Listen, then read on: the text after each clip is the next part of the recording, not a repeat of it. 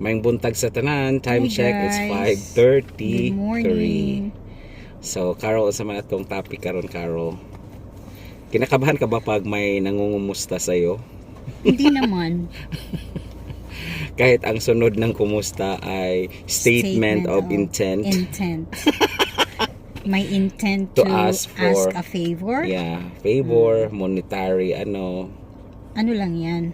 Communication. Yes. Just tell them the truth. Kung mapagbigyan o di bigyan. Pag hindi naman kaya, then just be honest. Tama. So sa mga OFW dyan, They can okay relate lang to yan. this. Yeah, they can relate to this one.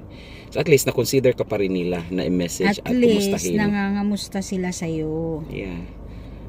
At saka wag ka nang magsiself-pity, no?